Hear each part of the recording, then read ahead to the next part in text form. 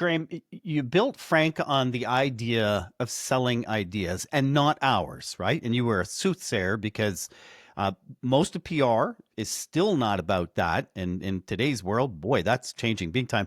What gave you the confidence at the time to structure things that way from the start? And how did your clients react to that when you did it?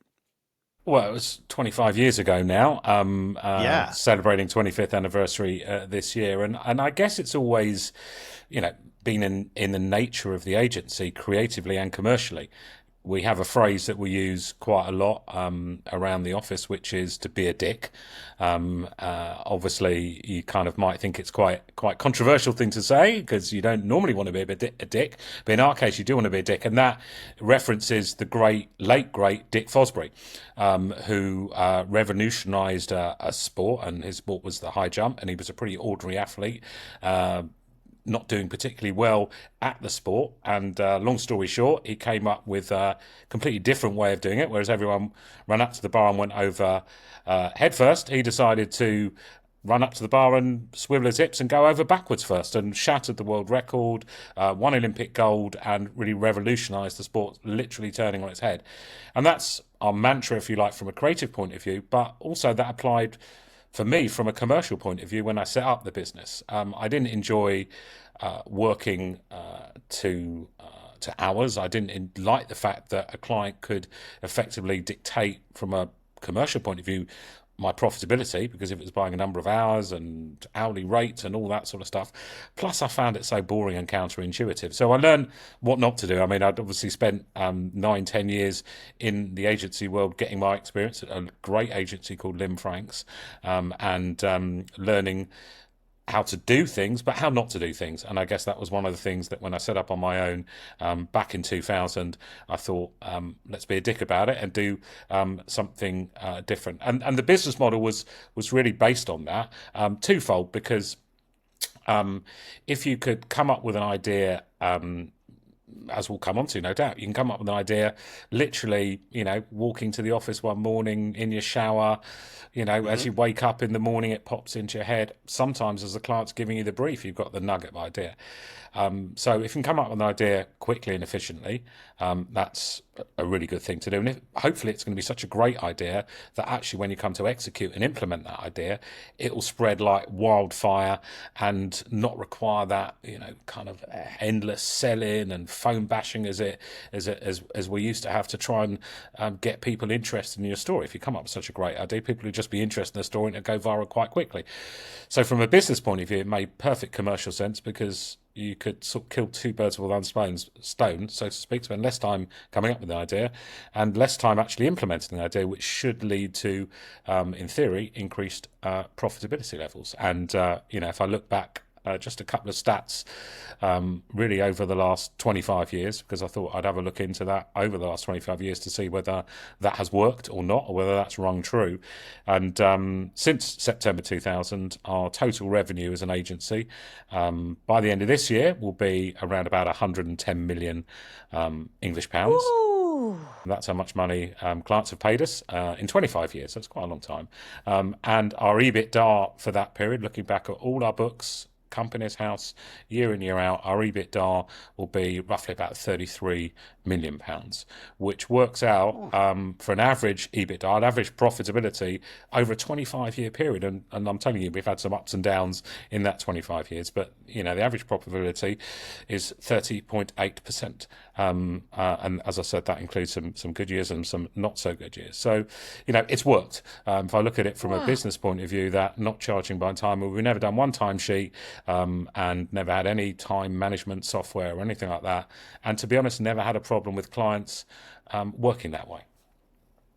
I love that. And my God, the profitability is just astounding. So, listeners, if you want to have a beautiful big house in Hertfordshire with gorgeous gardens, you need the profitability, the margins. I think, you're so brave, Graham, because, I came from an accounting background. So I'm emotionally sort of attached to billable hours. And a few years ago, I worked with this wonderful consultant called Crispin Manners, and he's written a book, I How know to Sell Crispin, yeah. Value.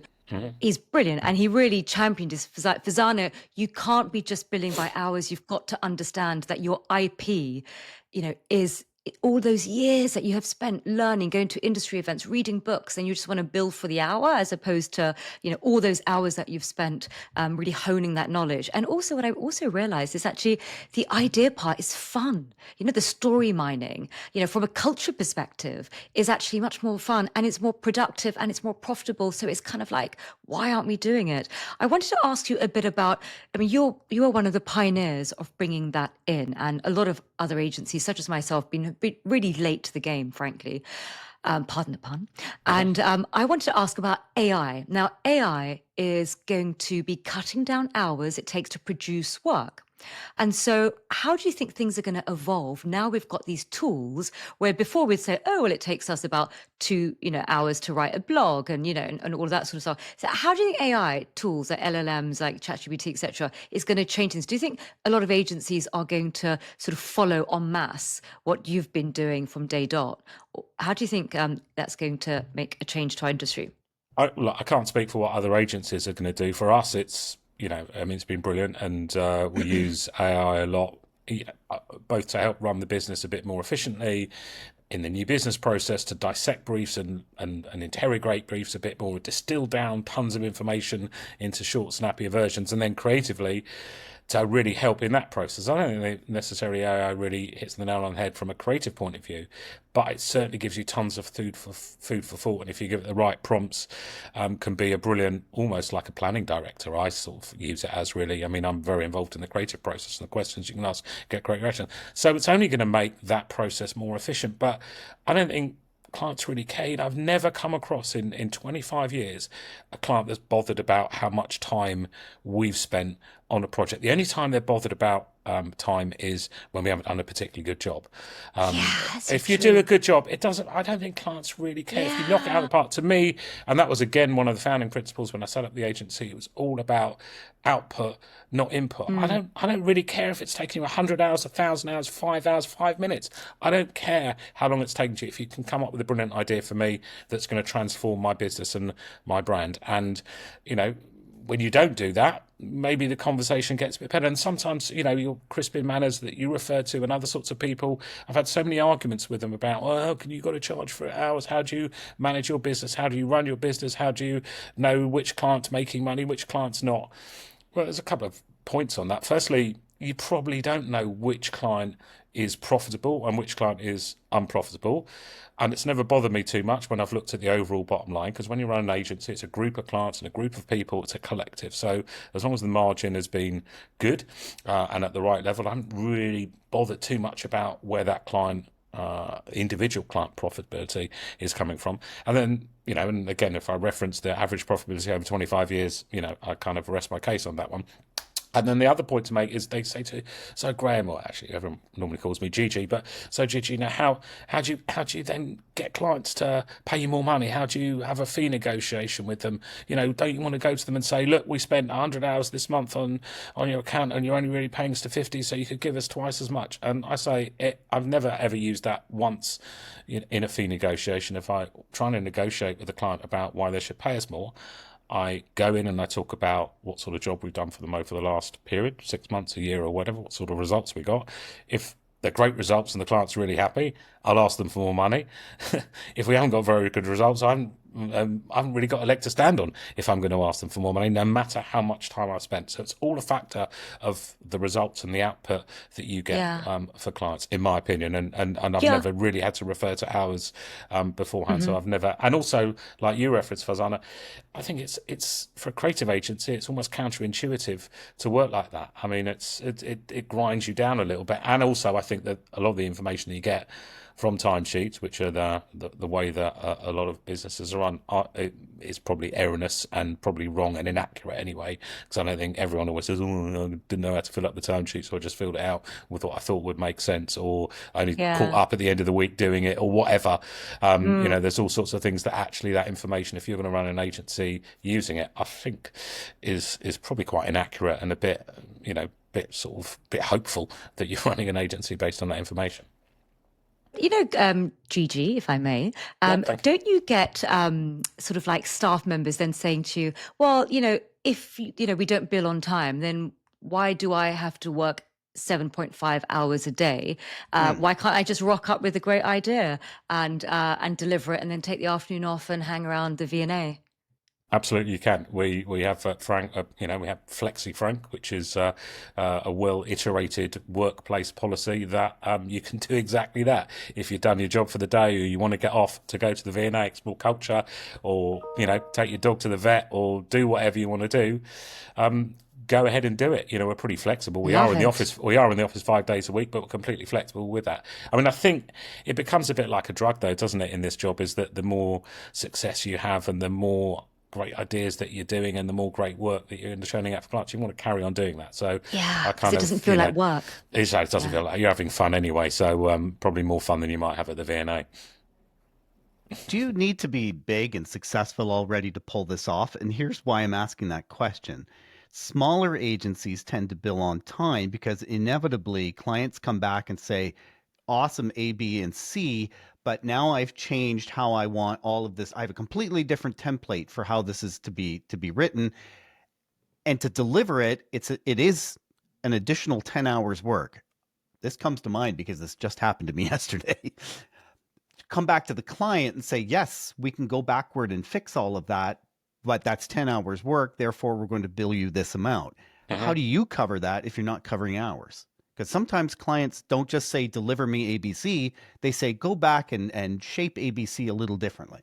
Yeah, look, I mean, I think in terms of coming up with creative ideas and creative ideas for creative campaigns, and then executing them after a brief, that's the brief. If it takes us 5 minutes, 5 days, 5 hours, it's not the client's problem.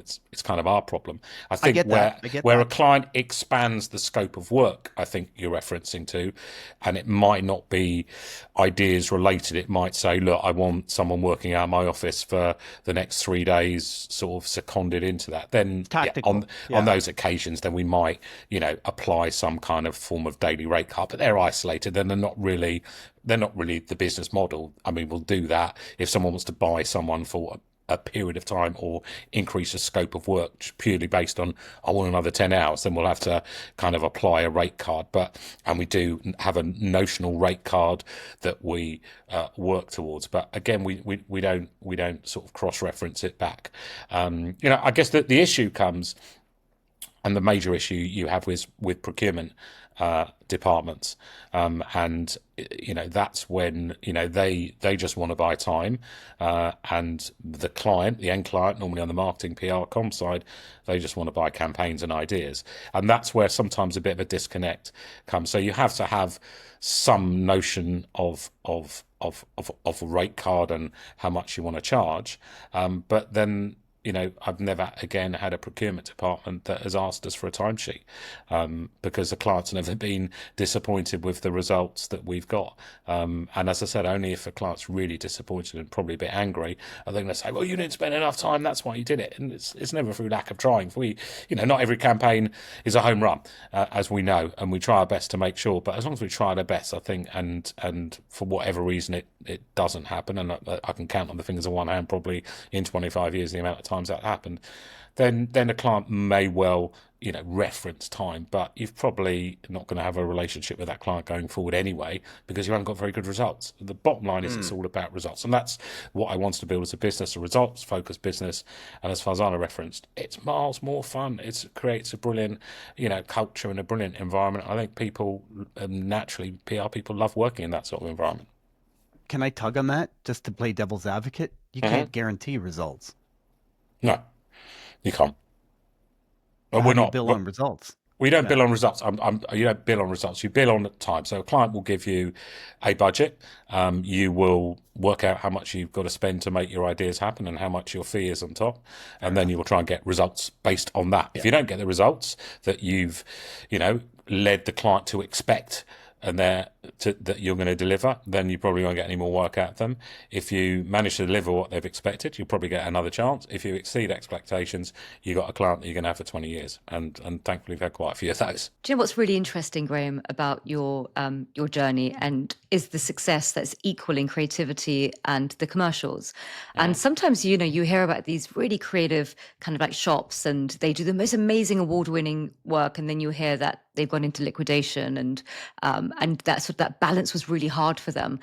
What is it about the way that you've run your agency that has allowed your agency to be the leaders in creativity? I mean, I've sat in awards all the time, and it's just like Frank's won this one and that one, you're really known for your creativity. But what was really surprising that when you and I got to know each other and had a conversation before this, is I was absolutely blown away by the commercial aspect of the success, because I assumed that the creativity doesn't always go with commercial. And I want to know, how did you manage to balance that when actually it's actually really hard to do? Yeah, Because I know, yeah, I agree. it's actually really hard. I think it is, but I think it either comes naturally or it doesn't. I mean, and I'm I guess I've always been two parts. I love the creative. I love, give me a blank sheet of paper, give me a brief. Even today, and Yeah, I'm old now, and I still yeah, love it. And that's my role now. I do, I'm a part timer. I work 3 days a week at Frank yeah, now, and all I do is really the strategy, ideas, creativity, trying to inspire that amongst the staff, and I don't get bogged down in the client yeah, stuff. I have a life on the outside, but I also love the commercial side. I don't know, it's just the way I was yeah. brought up. I came, I did any old job. I did lots of sales jobs, and I worked in lots of commercial environments when I was a kid growing up. When I was studying, I was always doing jobs, and I just was always fascinated by the commercials. And I worked in a business, I guess, that Lim Franks, that first agency I worked at. I worked my way up there from a trainee to being MD. And I was astounded also then by how uncommercial it was. And I Mm, kind of again wanted to put that right. And I think the foundations on the commercial bit are, as I said, you've got to work efficiently. So coming up with ideas as quick as you can in mm-hmm. the shortest space of time is efficient. And coming up with brilliant ideas means that they're much more efficient when you come to implement them, because they have viral potential. That's the roots of the business. But on the other side of the business, there's a whole back end, if you like, which is built on a very solid process of how we charge, how we bill, how we collect money, when we're spending money on behalf of clients, how we do that in the most efficient way, how, there's maybe some, you know, other charges that you can add to a client for other services that you're providing as well. So it's all those sorts of things that you try and build into your commercial model that give Mm. you that edge. And I love that bit. And I try lots of stuff, some which works, some which doesn't. But you've got to give it a go. And I guess I'm a bit entrepreneurial, quite a lot entrepreneurial at heart, and I'm quite creative at heart. So those two balance quite well. And I guess a lot of founders do set the culture and do set the tone for their business. And if they're passionate and still excited by it as they get older, then that culture can live and breathe. And I'm not implementing that culture anymore. I've got a great team in the office and in Farringdon 5 days a week that are living and breathing it now. But I'm still sort of trying to feed that energy in whenever I can, and hopefully that culture can carry on. Maybe one day if I'm not doing this anymore. Awesome. Kudos. Graham, really appreciate your time today. Thank you for being so frank. Well, it's kind of in the name. The name's above the door, so you've got to do it, haven't you? Oh, hey, Graham, in our previous episode, our Hmm. guest, Lauren Purcell, she left a question for you. Okay. And her question was, well, this is kind of a selfish one. I'd like to hear the most creative use of AI your next guest has used, because I'm wondering what I'm missing out on. So Lauren has FOMO Hmm. about how to use generative AI in the most Hmm. creative way. Ah, Okay. Two answers to the same question. Firstly, there's a brilliant tool that I love, which is a little hack, maybe in terms of a creative hack, which is generative AI. It's called Creative Seance. And what you can do on the Creative Seance is channel the best creative minds in history and summon the wisdom of these creative giants from beyond the veil. So everyone from Banksy to Warhol to Leonardo da Vinci to Mick Jagger. I mean, literally, it's kind of Oh, randomized the creativity, and they won't necessarily give you the idea like that, but it's a yeah. brilliant way of just inspiring your mind to go down a different avenue and disrupting you. I talked about be a dick, think in different ways. For me, that works. And if I'm if I've got a bit of a brief and I'm reaching a bit of a roadblock, I love playing with that tool for 10-15 minutes just to get completely different perspectives from history, from over like 1,000 years. It goes Yeah. back that far in time of the great. So I love that. So that's a creative hack in terms of using generative AI. And the best campaign, I'm not going to take credit for it because it's not one of ours, it's not one of Frank's, I should say, but it was a campaign that was done by the mobile phone company O2 this year. I think it actually did quite well at Cannes as well, and I loved it. And when someone was asking me what was my favourite campaign in the last year, this one is easily it. AI or not AI, it's still my favourite campaign. And what they did was they did an AI O2 big problem with people scamming people on the phone, sort of phone scammers the whole time, and they developed an AI granny called Daisy, Daisy. You get that kind of what they did on that, which whenever you sensed, or the systems detected that it was a potential phone number from a scammer, which I kind of get on my phone quite a lot, potential scam coming through, it diverts it to this AI bot, Daisy, who was a real voice AI robot, if you like, that then just kept that scammer talking and talking and talking and talking for ages, and it was absolutely brilliant. And so and you've got recordings of it. The scammers are going, yeah, but they can't get a word in edgeways because saying, oh no, the weather here, it rained a bit yesterday and today, well, it's still a bit rainy. I'm a bit cold. I might put the heating on or whatever. This not a very good impersonation, sorry, but that was the basic principle of that. Brilliant idea. Got tons and tons and tons of coverage on traditional media, social media, went viral and everything like that. And to me, that was pure brilliance, using AI in a fantastic way. Beautiful. So, your turn, Graham. What Mhm. question would you like to leave for our next guest? I'd like to know, whoever the next guest is, what is the best bit of advice you'd give to someone who's starting out in this industry? Ooh, that is. Doug, what would you give? Don't do it. Whenever I'm giving a talk to students studying PR, I have the same opening. It's to know thyself first. I mean, really understand who you are, because in our business, it's all about understanding audiences, and the first audience is you. Mhm. So, and that helps you understand your strengths, your weaknesses, exactly what you have to offer the industry. Mhm. Farzana, yours? God, I would probably say something like, you know, only go into the industry if you're hyper curious, because Mm, the industry is such a dynamic industry that even after 10, 20, 30 years, you're never going to master the industry because the tectonic plates underneath are constantly shifting. mhm. You've got sort of, media, marketing, advertising, legislation. I mean, just the context around how we operate as PRs is constantly shifting. So you have to just learn constantly. And I love learning. I mean, for me, I love the fact that I'll never master this industry. And I love always, the sort of the mastery aspect to be just out of reach, and that becomes like a fuel and it fuels your resilience. And I think if you don't have that, if you're exhausted by the thought of that, then perhaps go elsewhere. Graham, what do you tell them? I don't know, there's a few things, but I think the one that I'd say, if you really want to create a career that's creative and do the stuff that you really want to do from a creative point of view, sometimes it's better not to ask permission to do stuff, but to then beg for forgiveness instead. Yeah. Always love that. Thank you so much, Graham. You've been Thanks, brilliant. thank you for having me, guys. A pleasure to be on.